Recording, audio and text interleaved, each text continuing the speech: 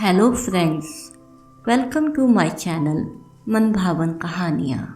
आज हम आपको सुनाने जा रहे हैं मुंशी प्रेमचंद की कहानी दो सखियाँ, चंदा और पद्मा की कहानी, जो एक दूसरे को पत्र लिखकर अपना हाल बताती थी। चलिए शुरू करते हैं इस कहानी को। प्यारी चंदा, मैंने तुम्हारा खत पाने के दूसरे ही दिन काशी खत लिख दिया था। उसका जवाब भी मिल गया। शायद बाबूजी ने तुम्हें खत लिखा हो।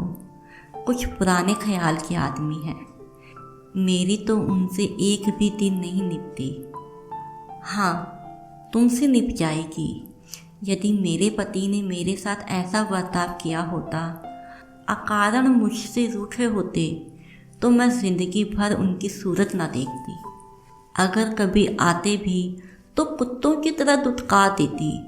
पुरुष का सबसे बड़ा अधिकार उसकी स्त्री का है। माता पिता को खुश रखने के लिए वो स्त्री का तिरस्कार नहीं कर सकता। तुम्हारे ससुराल वालों ने बड़ा घृणित व्यवहार किया। पुराने ख्याल वालों का गजब का कलेजा है, जो ऐसी बातें सहते हैं। देखा उस प्रथा का फल, जिसकी तारीफ करते तुम्हारी जुबान नहीं थकती।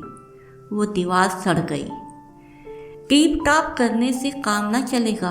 उसकी जगह नए सिरे से दीवार बनाने की ज़रूरत है। अच्छा, अब कुछ मेरी भी कथा सुन लो। मुझे ऐसा संदेह हो रहा है कि विनोद ने मेरे साथ दगा की है।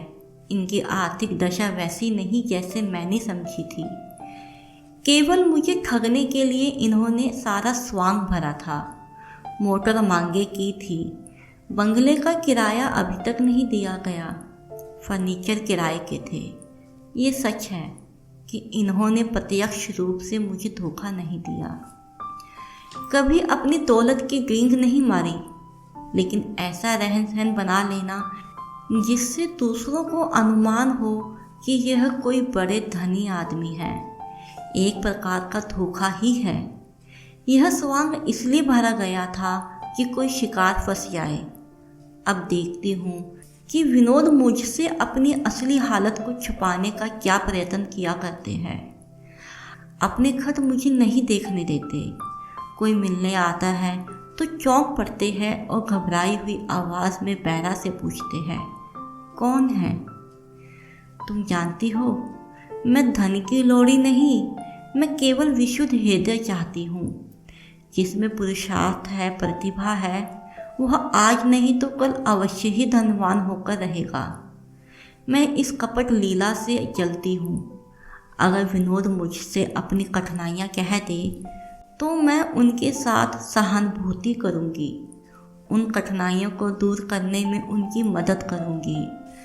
यूँ मुझसे पर्दा करके ये मेरी सहानुभूति और सहयोग से ही हाथ नहीं धोते।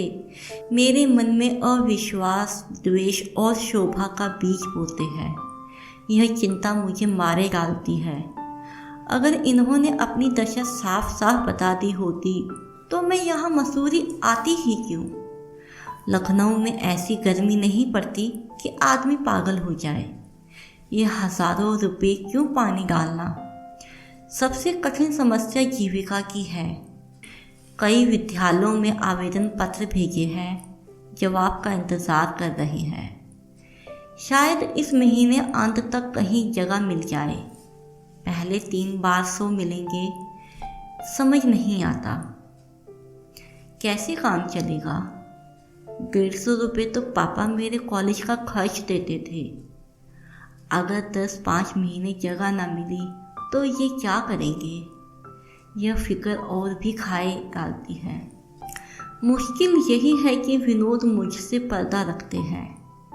अगर हम दोनों बैठकर परामर्श कर लेते तो सारी गुत्थियां सुलझ जाती, मगर शायद ये मुझे इस योग्य नहीं समझते।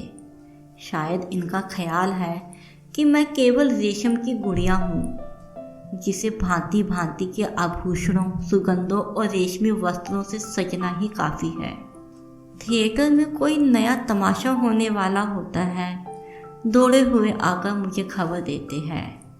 कहीं कोई जलसा हो, कोई खेल हो, कहीं सैर करना हो, उसकी शुभ सूचना मुझे अविलंब दी जाती है और बड़ी प्रसन्नता के साथ, मानो मैं रात दिन विनोद और क्रीड़ा और विलास में मग्न रहना चाहती हूँ। मानो मेरे हृदय में गंभीर अंश है ही नहीं। ये मेरा अपमान है, घोर अपमान, जिसे मैं अब नहीं सह सकती। मैं अपने संपूर्ण अधिकार लेकर ही संतुष्ट हो सकती हूँ। बस इस वक्त इतना ही, बाकी फिर अपने यहाँ का हाल हवाला विस्तार में लिखना। मुझे अपने लिए जितनी चिंता है उससे कम तुम्हारे लिए नहीं है। देखो, हम दोनों के गोंगे कहाँ लगते हैं। तुम अपनी स्वदेशी 5000 वर्षों पुरानी जर्जर नौका पर बैठी हो, मैं नए द्रुतगामी मोटर बोट पर। अवसर, विज्ञान और उद्योग मेरे साथ है, लेकिन कोई दैवी विपत्ति आ जाए तब भी इसी मोटर बोट पर डूबूंगी। साल में लाखों आदमी रेल टक्करों से मर जाते हैं, पर कोई बैलगाड़ियों पर यात्रा नहीं करता। रेलों का विस्तार बढ़ता ही जाता है। बस तुम्हारी पद्मा। तो ये थी हमारी आज की कहानी। आई होप आपको पसंद आई होगी। कमेंट सेक्शन में ज़रूर बताइएगा। अब हम मिलेंगे आपसे अपनी नेक्स्ट वीडियो में नए किस्से कहानी के साथ। तब तक चैनल के साथ बने रहिए, खुश रहिए, स्वस्थ रहिए। Thank you.